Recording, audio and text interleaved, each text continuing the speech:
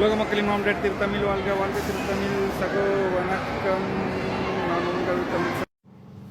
எத்தனை திறமசாலிகள்லாம் இருக்கிற இந்த உலகத்தில் எந்த திறமையும் இல்லாத சாதாரண மிக மிக மிக மிக சாதாரண மனிதனாக எந்த அறிவும் ஞாபகம் சக்தி இல்லாத அதிகமான ஞாபக சக்தி இல்லாத இப்படி ஒருவன் 10ஆம் அவதாரம் நான் தான் அப்படின்னு சொன்னா எப்படி இருக்கும்? ஆனால் அப்படி என்னை சொல்லும் பொழுது எனக்கு எப்படி இருக்கும்? அப்போ அந்த 10ஆம் அவதாரம் என்பதே 10ஆம் அறிவு தான். ஒரு அறிவு தான் அவதாரணத்தை காட்டும். ஏன்னா இங்கே அறிவு தான் மைன். எத்தனையோ அவதாரங்கள் இருக்கு. ஆனால் அந்த அவதாரத்தை வெளிப்படுத்துறது அந்த அறிவு தானே. அப்போ நான் இந்த அப்போ அதுல ஏதாவது ஒரு டிஃப்ரெண்ட் இருக்கணுமே. அப்போனா இப்போ எல்லா காலத்தையும் கணக்கெடுத்தா இது ஒரு வித்தியாசமான காலம், ஏஐ காலம். இன்னைக்கு எல்லாமே நீங்கள் கை விரலில் வந்துருச்சு.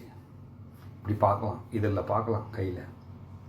இப்படியாப்பட்ட கலியுக காலத்தில் அந்த 10ஆம் அவதாரம் அப்படின்ற ஒரு விஷயத்த நான் 10 அறிவு அப்படின்னு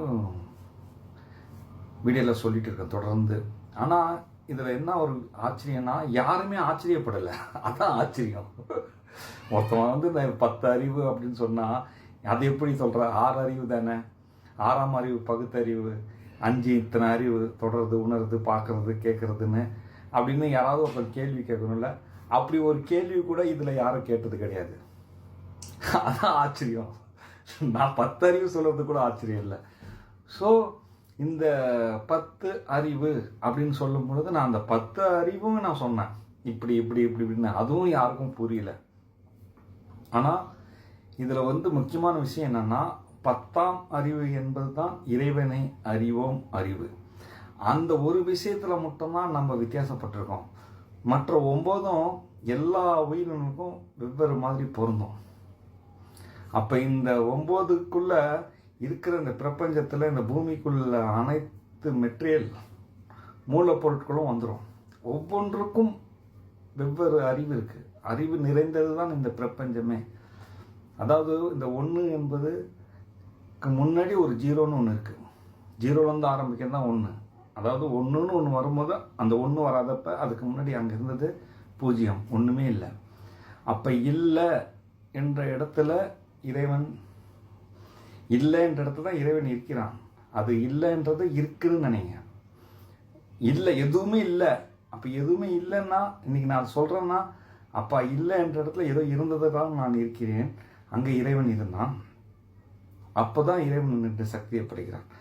அப்போ 0லேருந்து ஆரம்பிக்கிற 1ஆம் அறிவு, 2ஆம் அறிவு, 3ஆம் அறிவுன்னு மொத்தம் 10 அறிவு. இந்த 10 அறிவுக்குள்ளே வரும்போது தான் இறைவனை அறிவும். அப்போ அறிவு என்பது நான் ஸ்டாப்பாக போகக்கூடியது. அதே மாதிரி 10 என்ற எண்ணும் நான் ஸ்டாப்பாக போகக்கூடியது. அந்த அறிவை நீங்கள் 6ல் எப்படி சுருக்கலாம்? அப்போ நான் 10 அறிவு அப்படின்ற சொல்லி இந்த வீடியோவை நான் பதிவு பண்ணிகிட்ருக்கேன். அப்போ ஒன்றுமே இல்லாத அந்த 0வில், இப்போ இந்த 0வில் இறைவன் இறைவனுக்குள் தம்மில் உருவான ஒரு சக்தி, அதை அடக்குவதற்கு இன்னொரு சக்தி வச்சுங்க. இது ரெண்டை படைச்சு இப்படி வச்சுட்டான். இப்போ இது அடக்கக்கூடியது, இது படரக்கூடியது, இந்த 2 சக்தி. இப்போ இந்த அந்த உரையாடலாம் நான் ஏற்கனவே வீடியோவில் சொல்லியிருக்கேன், அது இன்னொரு தடவை சொல்லிக்கிறேன். இப்போ இந்த எல்லாம் அவங்கள இறைத்த பிறகு எல்லாம் பிரபஞ்சம் அனைத்தும், இந்த பிரபஞ்சம் முழுக்க நீங்கள் கலந்துருக்கீங்க. நீங்கள் அது தனியே கிடையாது. அது பிரிஞ்சு ஃபில்டராகி வந்தாலும் ஃபுல் கனெக்டட் தான். அந்த பிரபஞ்சத்துக்கும் உங்களுக்கும் ஒரு இணைப்பு இருக்குது. இது நல்லா ஞாபகம் வச்சுங்க. அப்போ இந்த இதுக்கு பதிலாக அவன் இப்படி தனியாக பிரிக்கல, இதை தனியாக பிரித்து போடல. அது கூட நான் ஏற்கனவே அவங்க எந்த இடத்துக்கு பிரித்து போட்டு எந்த இடத்துல வந்தாங்க, எங்கே சேர்ந்தாங்க, இதெல்லாம் சொல்லியிருக்கேன். இது இப்படி பிரிக்கிறான்.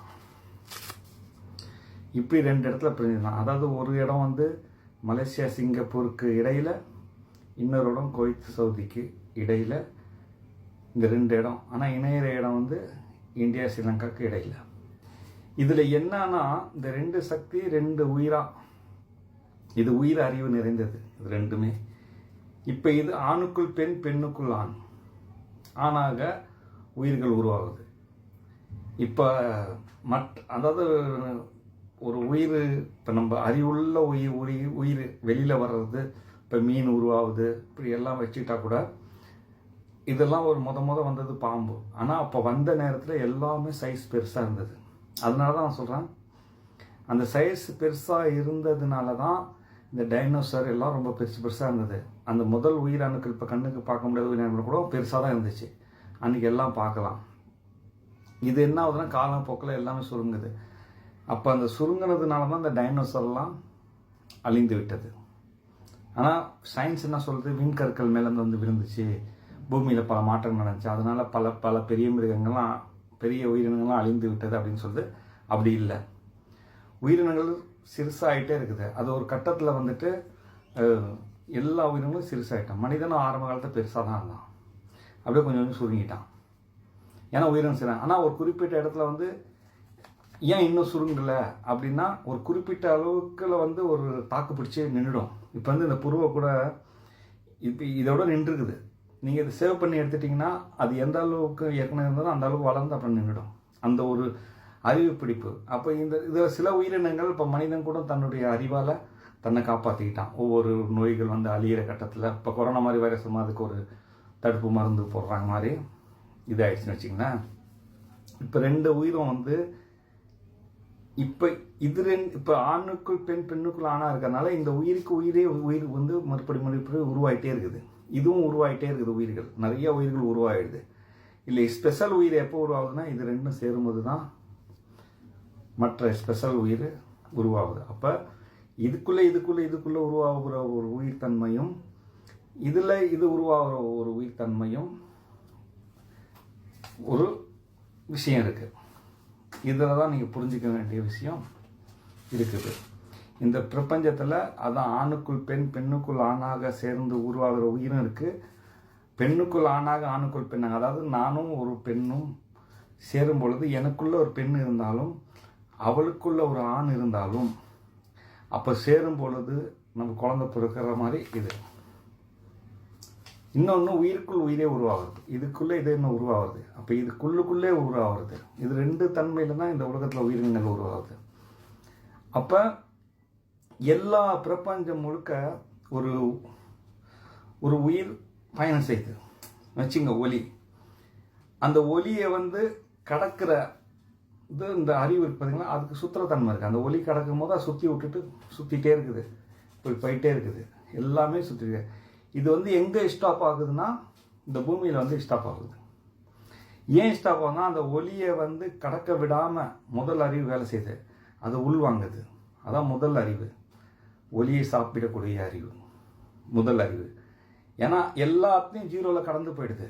அப்போ எல்லாமே இயங்கி கொண்டு இருக்குது. அது கடக்க அது ரன் ஆகிட்டே இருக்குது, சுற்றுதுன்னு வச்சுங்க. இந்த பிரபஞ்சம் முழுக்க பூமியில் மட்டும்தான் அந்த உயிர் உருவாகும் முதல் அறிவு அதை உள்வாங்கி தன்னை சாப்பிட்றது அறிவு. முதல் அறிவு உணவு சாப்பிட்றோம்ல அந்த அறிவு. அதை உள்வாங்கி ஜீரணிக்கிறது 2வது அறிவு. அப்போ அது உள்வாங்கி ஜீரணிக்குது. ஜீரணிச்சுட்டு அதை வெளியில் ஆகும்போது தான் நீர், காற்று, மலை, மண் எல்லாமே 2, 3, 4ன்னு உருவாகுது இந்த அறிவுகள். சரிங்களா?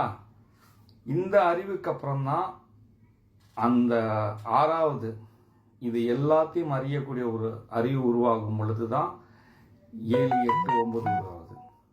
அந்த 7, 8, 9, 10 இறைவனை அறிவோம். இது எல்லாமே நான் அது எந்தெந்த அறிவும் நான் வீடியோவில் நிறையா போட்டிருக்கேன். அது சொல்லிட்டு இருந்தால் ஒன்றுக்கும் டைம் நிறையா போகும். ஸோ இந்த டைம் முடிகிறதுனால இந்த 10 அறிவு விளக்கத்தை நான் பல வீடியோவில் சொல்லியும் எனக்கு ஆச்சரியம் என்னென்னா, நான் சொல்கிறது கூட ஆச்சரியமாக இல்லை, அந்த வீடியோவை போட்டு இத்தனை பேர் பார்த்துருக்காங்கன்னு எனக்கு தெரியாது.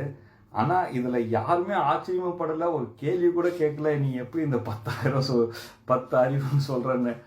அதனால எனக்கு ரொம்ப ஆச்சரியமாக இருக்குது. ஸோ நீங்கள் கொஞ்சம் யோசிங்க. இது வந்து சாதாரண உளறிட்டு போகிற விஷயம்